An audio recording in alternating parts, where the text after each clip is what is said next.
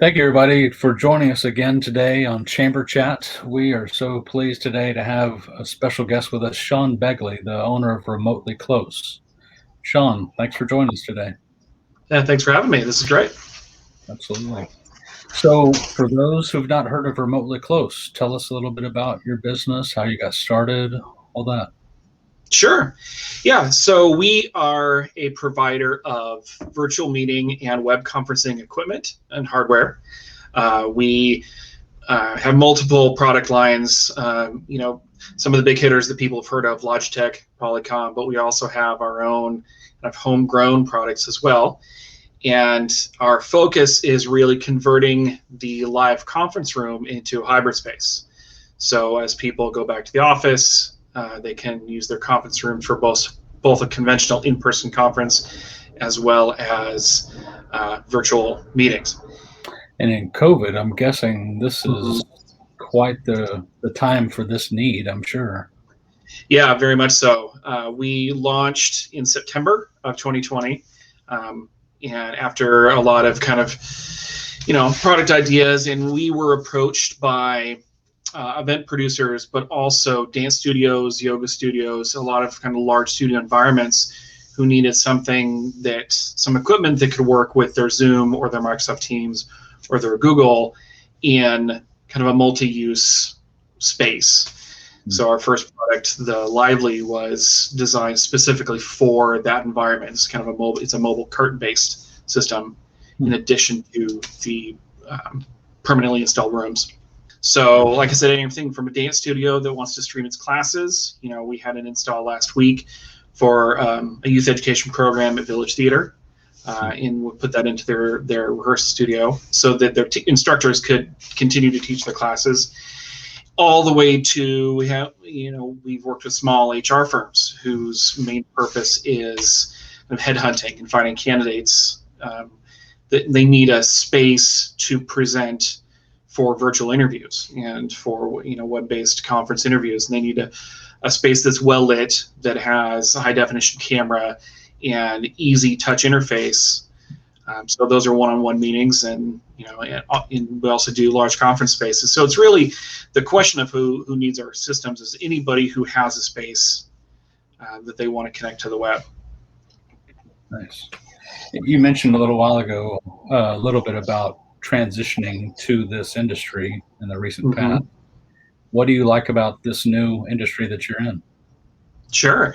I love a technical challenge. I love making things simpler. Pre-pandemic, and even I would even go so far as to say currently, there's a perceived learning curve to how these things work, how to connect Zoom seamlessly, how to connect Microsoft Teams seamlessly, and how to have systems that are what we like to call software agnostic, which are not tied to a Zoom's account or a Microsoft Team account, and making those systems in those rooms user friendly and kind of dummy proof, where you just walk in, push button, start meeting. So I really love the technical challenge, and I also love kind of the educational aspects of it too. Showing people what their computers can do, showing people how to use their virtual background more effectively, how to have better lighting and better audio.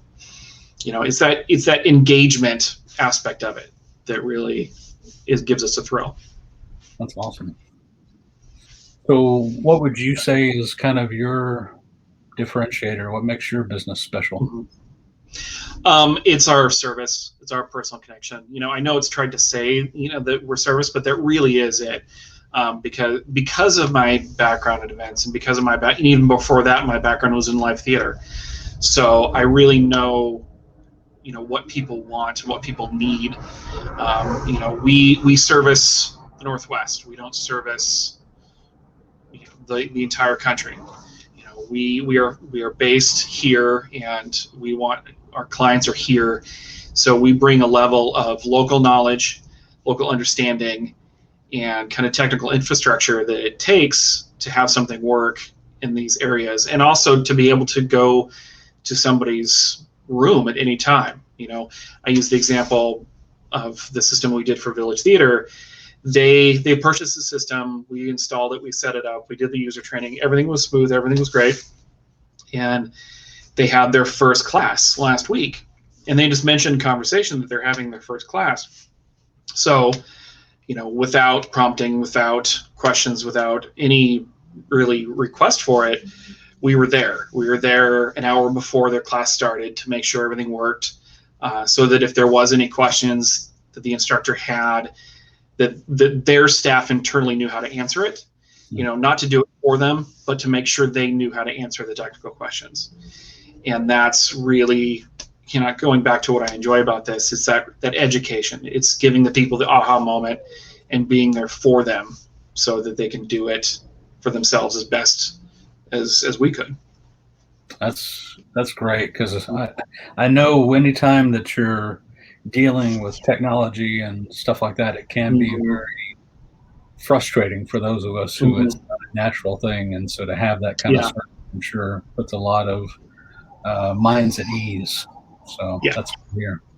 So transitioning a little to you as a person, Sean, what are some of your hobbies, passions? Sure. Well, I'm a Northwest boy. I was born in Bellevue, grew up in Mount Vernon, got my undergraduate at Central Washington, have lived in kind of the greater Seattle area since 2002. I love the area.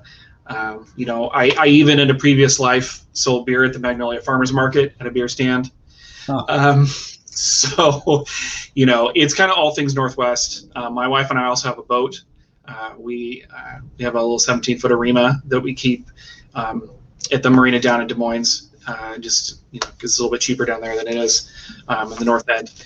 And we love fishing, we love crabbing, we love just going on cruises. We have 2 small kids. We have a 3-year-old and a 1-year-old. So really getting out into what makes this area so wonderful. Walks through Discovery Park, farmers markets, everything. It's really, it's kind of one of the 2 joys in life, the service that I already talked about, but also just being out in our community.